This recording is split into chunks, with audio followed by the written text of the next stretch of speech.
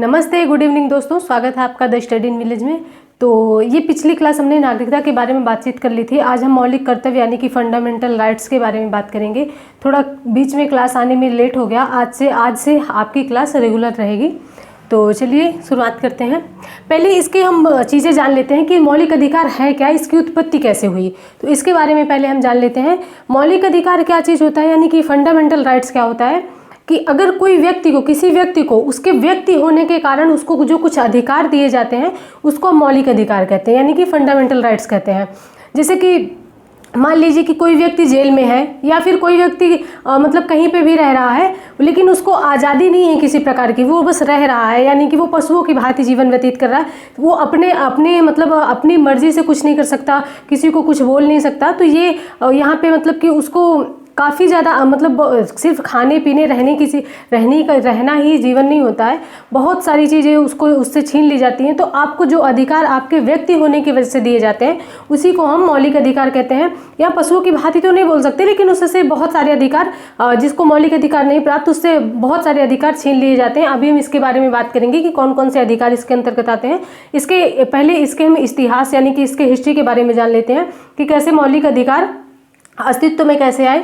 तो क्या हुआ था कि ब्रिटेन में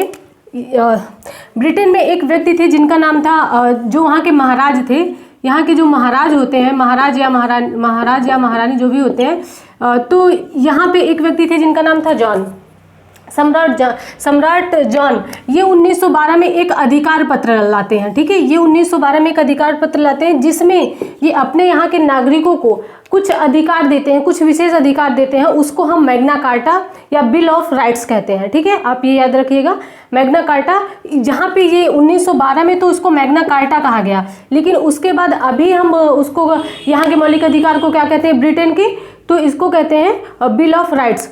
ये ब्रिटेन की बात की जा रही है कि ब्रिटेन में एक सम्राट थे जिनका नाम था जॉन। उन्होंने 1912 में एक अधिकार पत्र लाया। उसमें अधिकार पत्र यानी कि मैग्ना कार्टा, उसमें ये कहा कि आप कुछ, उसमें हस्ताक्षर किया और उसमें लिखा कि आपको मतलब यहाँ के नागरिक होने के कारण आपको कुछ अधिकार दिए जाते हैं। तो यहाँ से इसकी शुरुआत हुई। फिर उसके बाद 1789 में फ्रांस ने इसको स्वीकार किया। ठीक है, 1789 में जो मौलिक अधिकार है वो फ्रांस में लागू हो गया। और उसके बाद यहाँ पे लुई 16वां था, तभी यहाँ पे लुई 16वां था। जो यहाँ के महाराजा होते हैं उनको एक पद दिया जाता था, जो मतलब ये जैसे कि हम महाराजा कहते हैं तो उसको लुई कहा जाता था। तो लुई 16वां था, उसने इस मौलिक अधिकार का उल्लंघन किया था, लुई 16वें ने। इसके कारण इसको मृत्युदंड दे दिया गया, यानी कि इसको फांसी दे दी गई। ठीक है, यहाँ तक आपको समझ में आया। उसके बाद हमारे अमेरिका में भी मूल रूप से जो उसका मूल संविधान था, मूल संविधान में अमेरिका में भी मूल संविधान में जो मौलिक अधिकार हैं वो शामिल नहीं थे। तो इसको अमेरिका में 1791 में यूएसए ने जोड़ा अपने में मौलिक अधिकार यानी कि फंडामेंटल राइट्स। ठीक है, अब भारत के द्वारा, अब हम लोग कहते हैं कि भारत का भाग 3 में रखा गया है मौलिक अधिकार को। भाग 2 तक हमने पढ़ लिया है, यानी कि भाग 1 में क्या था, भारत राज्यों का संघ है, 1 से 4 तक, अनुच्छेद 1 से 4 तक। उसके बाद भाग 2 में था नागरिकता, अनुच्छेद अनुच्छेद 5 से 11 तक। और उसके बाद भाग 3 में है मौलिक अधिकार यानी कि फंडामेंटल राइट्स, तो ये है अनुच्छेद 12 से 35 तक। तो इसके बारे में बताया गया है। तो भारत में जो लिया गया वो यूएसए से लिया गया। ठीक है, ये चीज़ याद रखिएगा, जो भारत में लिया गया यूएसए से लिया गया, यानी कि अमेरिका से लिया गया। और भारत के द्वारा सर्वप्रथम इसकी मांग कब की गई, तो ये भी क्वेश्चन काफ़ी बार एग्जाम में पूछता है। तो सर्वप्रथम भारत की मांग की गई थी, संविधान एक विधेयक आया था 1895 में। इसमें भारत के द्वारा संविधान मौलिक अधिकार की मांग की गई थी। उसके बाद फिर 1917 और 1919 के बीच कांग्रेस ने मांग की थी मौलिक अधिकार की। और ये सारे फैक्ट हैं, आपके एग्जाम में पूछ लेते हैं, आपके एग्जाम में पूछे जाते हैं। तो इन फैक्टों को आपको खुद ही याद करना पड़ेगा, इसका समझाने का कोई ट्रिक नहीं है। सिर्फ इसको मतलब मैं बता दे रही हूँ कि कैसे मतलब किस किस में कब कब मांगा गया, तो उसको आपको याद करना पड़ेगा। तो 1925 में फिर 1925 में श्रीमती एनी बेसेंट जो थी, इन्होंने मांग की थी। और फिर उसके बाद 1928 में एक आई थी नेहरू रिपोर्ट। अगर आपने हिस्ट्री पढ़ा होगा तो आपको पता होगा कि नेहरू रिपोर्ट क्या थी और इसमें किस चीज़ की मांग की गई थी। अच्छा, एक चीज़ ये बताइएगा, नेहरू रिपोर्ट में कौन थे, मतलब जो इसके अध्यक्ष थे, किसने प्रस्तुत किया था, मोतीलाल नेहरू या फिर जवाहरलाल नेहरू, तो ये चीज़ आप बताइएगा।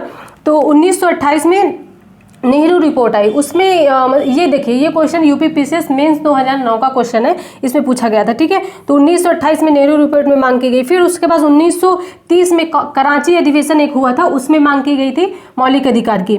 और जो गोलमेज सम्मेलन हुआ था ब्रिटेन में 1931 में, जिसमें द्वितीय गोलमेज सम्मेलन, जिसमें महात्मा गांधी ने भाग लिया था, तो इसमें जो गांधी जी थे इन्होंने भी कहा था मौलिक अधिकार के बारे में, ठीक है। तो आप ये भी याद रखिएगा कि दूसरा गोलमेज सम्मेलन, क्योंकि ऐसे पूछा जा सकता है कि किस गोलमेज सम्मेलन में मौलिक अधिकार की मांग की गई थी, तो सिर्फ एकमात्र गोलमेज सम्मेलन है, दूसरा गोलमेज सम्मेलन, जिसमें किसी भारतीय ने पार्टिसिपेट किया था, यानी कि सॉरी, भारतीय ने नहीं, किसी मतलब कि कांग्रेस ने पार्टिसिपेट किया था। तो कांग्रेस की तरफ से गांधी जी दूसरे गोलमेज सम्मेलन में गए थे, तो इन्होंने मांग की थी, ठीक है। उसके बाद चलिए आगे बढ़ते हैं। फिर उसके बाद संविधान सभा में एक परामर्श, जब ये सारी चीज़ें मांग हो गई, जब उसके बाद हमारा देश आज़ाद हुआ, और हमारा देश जब आज़ाद हुआ तो परामर्श एक समिति है, ये एक, जब संविधान सभा में एक समिति पेश की गई, संविधान सभा में एक समिति पेश की गई, इसमें ये कहा गया कि मतलब जो मौलिक अधिकार है उससे संबंधित चर्चा करने के लिए एक समिति का गठन किया गया, परामर्श समिति। इसके जो अध्यक्ष थे वो सरदार वल्लभ भाई पटेल थे, ये चीज़ आप याद रखिएगा। और जो इसकी जो उप समिति थी, इसमें ये जो समिति थी, परामर्श समिति, ये क्या थी कि मौलिक अधिकारों पर चर्चा करती थी, ठीक है। उसके चर्चा करने के लिए ये बनाई गई थी। और एक उप समिति थी, इसके जो अध्यक्ष थे वो JB कृपलानी थे, तो आप इसको याद कर लीजिएगा। उसके बाद अब शुरू होता है भाग 3, अनुच्छेद 12 से 35 तक, ठीक है। अनुच्छेद 12 से 35 तक भाग 3। तो अनुच्छेद 12 क्या कहता है? अनुच्छेद 12 कहता है इसमें राज्य की परिभाषा बताई गई है। अब राज्य तो हम लोग आम बोलचाल की भाषा में स्टेट, यानी कि राज्य स्टेट को बोलते हैं, या फिर स्टेट राज्य को बोलते हैं। तो यहाँ राज्य का अर्थ क्या है, इसके बारे में बताया गया है। और ये भी क्वेश्चन पूछा हुआ है कि ये राज्य, ये जो आपका राज्य है, नीति निर्देशक तत्व में भी एक जगह राज्य का जिक्र किया हुआ है, तो इसमें भी पूछा, ये क्वेश्चन पूछा हुआ यूपीपीसीएस में कि क्या मतलब राज्य का, जो राज्य का जिस राज्य, मतलब कि राज्य की परिभाषा जो आर्टिकल 12 में है वही नीति निर्देशक तत्व में है क्या? तो बिल्कुल, जो राज्य की परिभाषा आपके आर्टिकल 12 में है वही आपके मतलब कि मौलिक अधिकार में है, वही आपके नीति निर्देशक तत्व में भी है, ठीक है। तो चलिए आगे बढ़ते हैं। राज्य की परिभाषा के अंदर क्या क्या है, तो इसमें भारत की सरकार आएगी, ठीक है। भारत की सरकार व संसद राज्य के अंतर्गत शामिल की जाएगी। उसके बाद राज्यों की सरकारें एवं विधानमंडल ये भी शामिल किए जाएंगे। और फिर उसके बाद सभी स्थानीय मतलब प्राधिकारी, जो सभी स्थानीय प्राधिकारी जो होते हैं वो, जैसे कि नगर निगम, ठीक है, नगर निगम, पंचायत, ये सारी चीज़ें इसमें शामिल की जाएंगी राज्य के अंतर्गत। उसके बाद अन्य प्राधिकारी, जो मतलब जिसके पास विधि बनाने की शक्ति हो, उपविधि बनाने की, और वो आदेश अधिसूचना सब जारी कर सके, उसके पास भी ये, वो भी एक राज्य के अंतर्गत आएगा।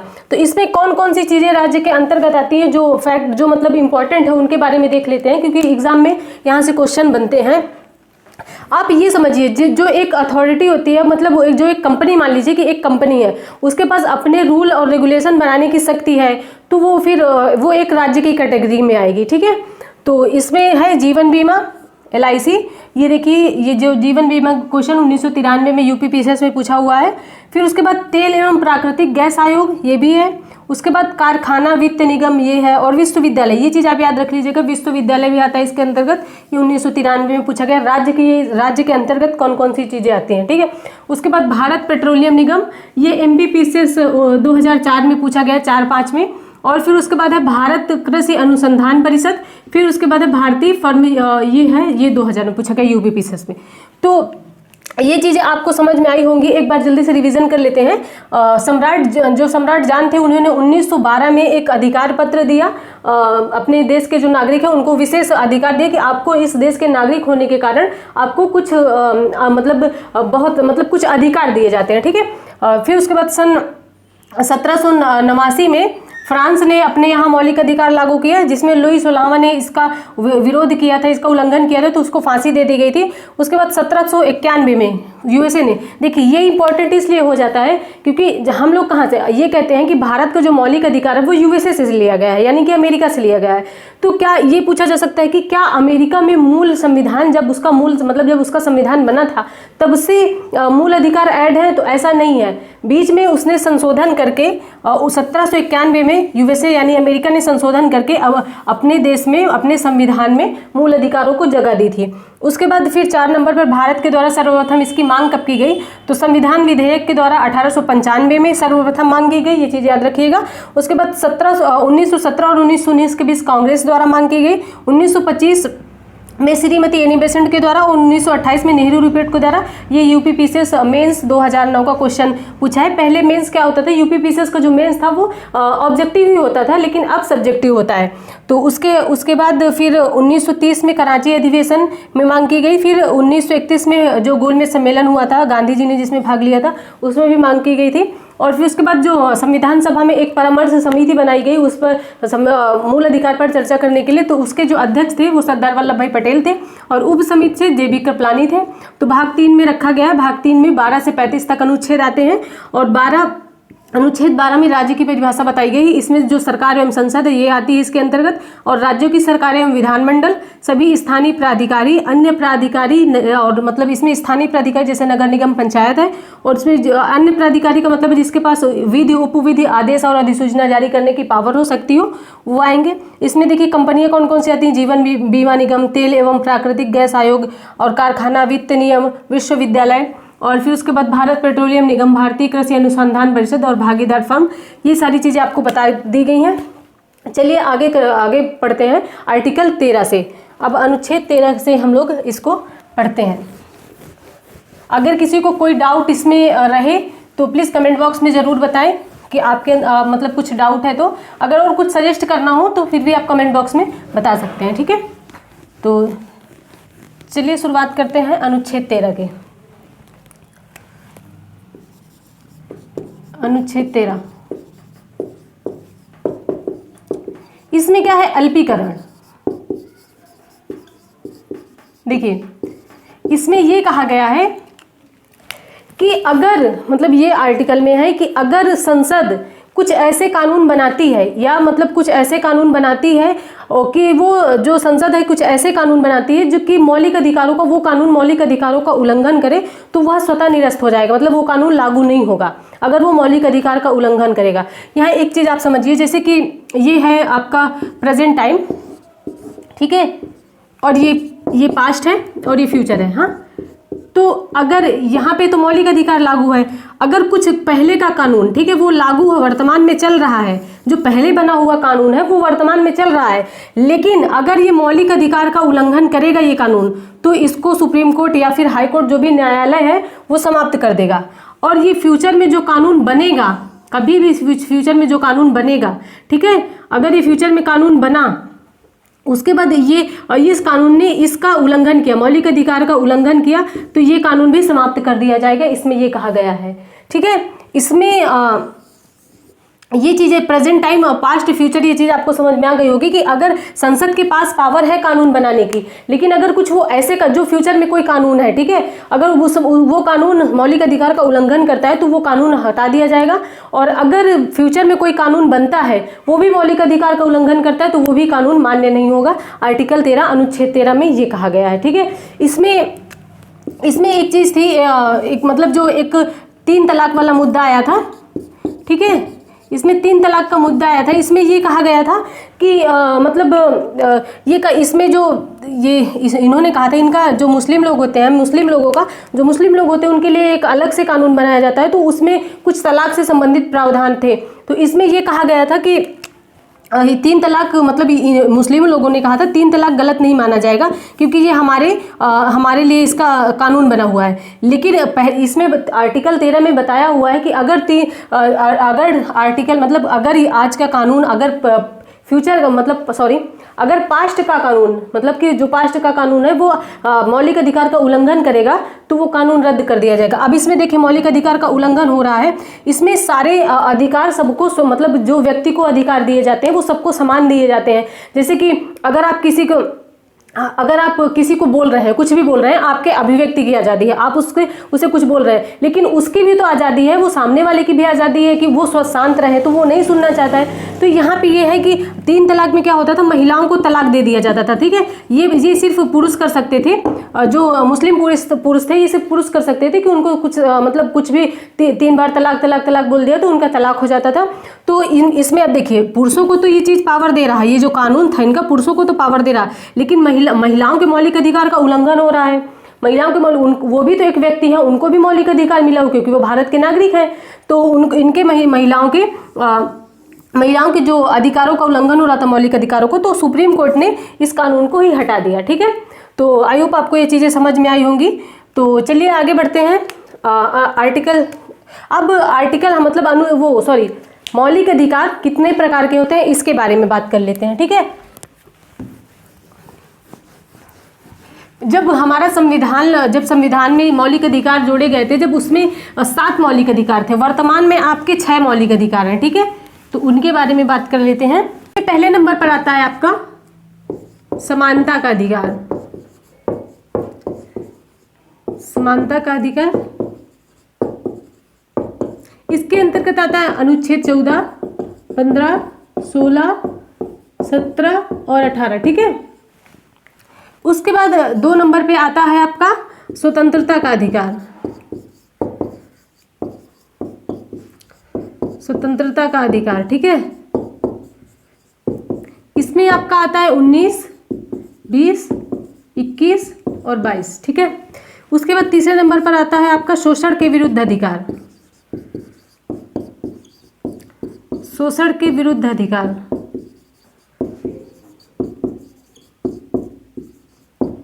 इसमें आपका आता है 23 और 24। उसके बाद चौथे नंबर पर आता है आपका धर्म की स्वतंत्रता का अधिकार। धर्म की स्वतंत्रता का अधिकार, इसके अंतर्गत आता है आपका 25, 26, 27 और 28, ठीक है।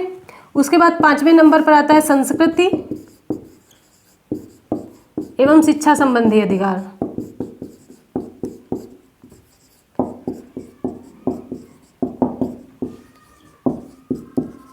संस्कृति एवं शिक्षा संबंधी अधिकार, इसमें आपका आता है 29 और 30, ठीक है। और फिर उसके बाद आपके आता है 6वें नंबर पर संपत्ति का अधिकार।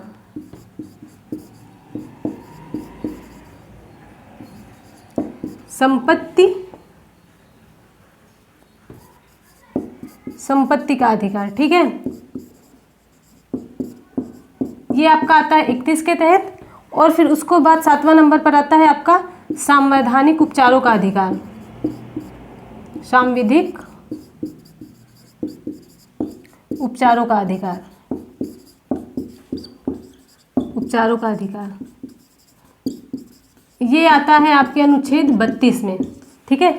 तो ये पहले 1, 2, 3, 4, 5, 6, 7 पहले 7 थे, अभी वर्तमान में 6 ही हैं। तो समानता के अधिकार के अंतर्गत 14, 15, 16, 17, 18 आते हैं, यानी कि इन सब आर्टिकल्स में समानता की बात की गई है। उसके बाद स्वतंत्रता के अधिकार के आपके मतलब स्वतंत्रता के अधिकार के अंतर्गत 19, 20, 21, 22 आते हैं, इसमें सभी आर्टिकलों में स्वतंत्रता की बात की गई है।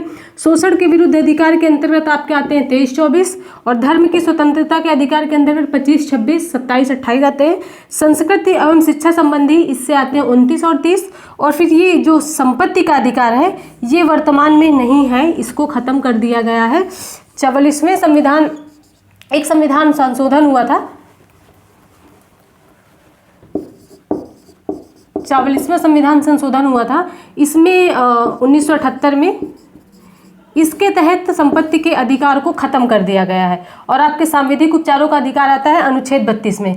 तो इसमें क्या है कि ये जो आर्टिकल्स हैं इसके बारे में हम कल पढ़ेंगे डिटेल से, पूरा समानता के अधिकार से कौन कौन मतलब आर्टिकल 14, 15, 16 सब अच्छे से डिटेल में पढ़ेंगे। आप ये समझ लीजिए कि इसको ख़त्म करने की ज़रूरत क्यों पड़ी, क्यों इसको खत्म किया गया। तो आप यहाँ पे ये देखिए संपत्ति के अधिकार पे, मतलब संपत्ति का अधिकार एक मौलिक अधिकार है और मौलिक अधिकार का अगर उल्लंघन होता है तो आप सीधे सुप्रीम कोर्ट जा सकते हैं। देखिए, अगर आपने कुछ और मामला किया, जैसे कि आपसे किसी भी प्रकार से किसी से झगड़ा हो गया और वो मामला न्यायालय पहुंचा, तो वो उसके लिए आप एक प्रोसीजर फॉलो करेंगे, पहले निचली अदालत में जाएंगे, फिर उससे ऊपर, फिर उस ऊपर, ऐसे जाएंगे। लेकिन अगर आपके मौलिक अधिकार का उल्लंघन हो रहा है तो आप सीधा सुप्रीम कोर्ट जा सकते हैं, ये बात कही गई है।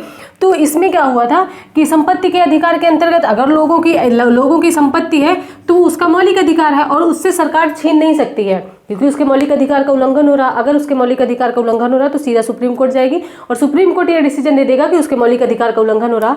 तो जब भारत का विकास नहीं हुआ था, ठीक है, ये मान लीजिए कि खेत है, ठीक है, तो भारत का जब विकास नहीं हुआ था तो ये बीच से एक रेलवे पटरी, कुछ ऐसे सड़क बनानी थी या कुछ रेलवे पटरी बनानी थी ऐसे।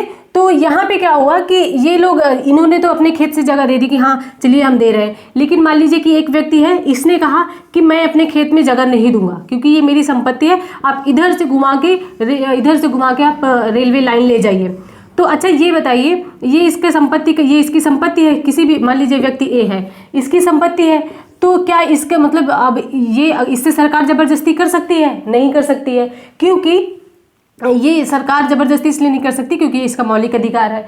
तो अब इसको इधर से घुमा के ले जाने में कितना सरकार का खर्च आएगा और परेशानियां ऊपर से बढ़ेंगी, तो ये सीधा सीधा पड़ता था। तो इसीलिए अपने संपत्ति में जब भारत का विकास हो रहा था तो लोग ऐसे ही करते थे, संपत्ति में मतलब जो उनकी संपत्ति थी उसमें जगह नहीं देते थे। तो फिर मोरारजी देसाई के समय 44वां संविधान संशोधन के द्वारा संपत्ति के अधिकार को हटा दिया गया। अब ये एक कानूनी अधिकार बन गया, ठीक है, ये एक कानूनी अधिकार है, इसको अनुच्छेद 300 के का में रखा गया है, ठीक है, ये याद रखिएगा, अनुच्छेद 300 के का में रखा गया संपत्ति के अधिकार को। यानी अगर आपसे कोई आपकी जमीन नहीं छीन सकता है, आपसे कोई आपकी जमीन जबरदस्ती नहीं छीन सकता है, लेकिन अगर सरकार किसी चीज के लिए वहां पे मतलब कुछ बनाना चाहती है तो सरकार ले सकती है। तो ये अब कानूनी अधिकार के अंतर्गत आ गया है। तो आई होप आपको ये चीजें समझ में आई होंगी, और अगर कुछ सजेशन देना हो, अगर कहीं पे कुछ डाउट हो तो प्लीज़ कमेंट बॉक्स में बताएं, और अगर कुछ डाउट हो तो कमेंट बॉक्स में बताएं। अगर वीडियो अच्छी लगी हो तो प्लीज़ लाइक, सब्सक्राइब और शेयर करें, और अपने और अपने परिवार का ध्यान रखें, अपनी हेल्थ का ध्यान रखें। मिलते हैं नेक्स्ट वीडियो में, धन्यवाद।